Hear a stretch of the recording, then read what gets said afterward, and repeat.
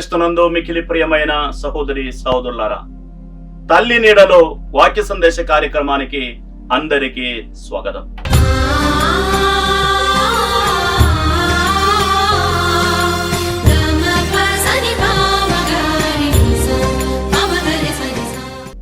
యేసుక్రీస్తునందు మికిలి ప్రియమైన సహోదరి సహోదరులారా, తల్లి మరియమ్మ గురించి ప్రత్యేకంగా మనం ధ్యానించుకునే ఈ మే నెలలో తల్లి మరియమ్మ జీవితం నుంచి క్రైస్తవుల జీవితానికి సంబంధించిన ఒక గొప్ప గుణమును మనం తెలుసుకోగలుగుతాం. లూకా సువార్త 9వ అధ్యాయం 23వ వాక్యములో యేసుప్రభు చెప్పారు, నన్ను వెంబడింపగోరువారు తమను తాము పరిత్యజించుకొని తమ సిలువలను మోసుకొని నన్ను వెంబడించాలి.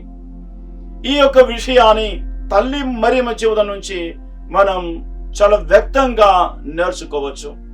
తల్లి మరియమ్మ యేసుప్రభువునకు జన్మనిచ్చినటువంటి కన్న తల్లి, కానీ ఆమెకు కూడా యేసుప్రభు రక్షకుడే.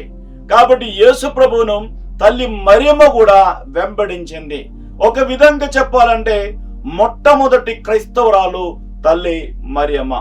యేసుప్రభువు ఆశించినట్లు, యేసుప్రభువు ఆదేశించినట్లు దేవుని వాక్కులను ఆలకించి ఆ వాక్కులను తన జీవితములో ఆచరణలో పెట్టుకొని సిలువలను మోసుకొని యేసుప్రభువును వెంబడించినటువంటి వ్యక్తి తల్లి మరియమ్మ. యోహాను సువార్త 19వ అధ్యాయం 25-26 వాక్యాల్లో మనం చూస్తున్నాం. తల్లి మరియమ్మ సిలువ కింద నిలబడుతుంది. ఇదిగో నేను ప్రభు దాసురాలను, నీ మాట చొప్పున నాకు జరుగునుగాక అని చెప్పిన ఆ నిమిషం నుంచి సిలువ కింద నిలబడిన ఆ క్షణం వరకు యేసు ప్రభువును తల్లి మరియమ్మ అక్షరాల వెంబడించింది.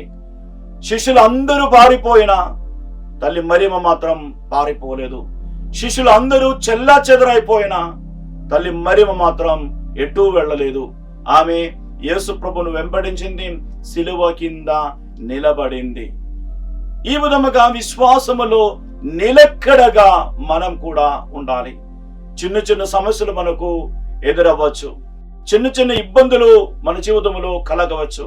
అటువంటిప్పుడు యేసు ప్రభువునందు దృఢమైన నమ్మకమును ఉంచుకొని విశ్వాసములు మనం నిలకడగా ఉండాలి. చివరి క్షణం వరకు యేసు ప్రభువుతో పాటు ఉండాలి. సిలువ కింద మనం నెమ్మదిగా నిదానంగా చలించకుండా ఉండాలి. అప్పుడే మనం నిజమైన క్రైస్తవులం అవుతాం. ఈ యొక్క ఆశీర్వాదం కోసం మనం ప్రత్యేకంగా ప్రార్థిద్దాం. తల్లి మరియమ్మ మధ్యవర్తిత్వం ద్వారా ఈ గొప్ప ఒక కృప కోసం మనం ప్రార్థిద్దాం. దేవుడు మనలను ధారాళంగా దీవించును గాక.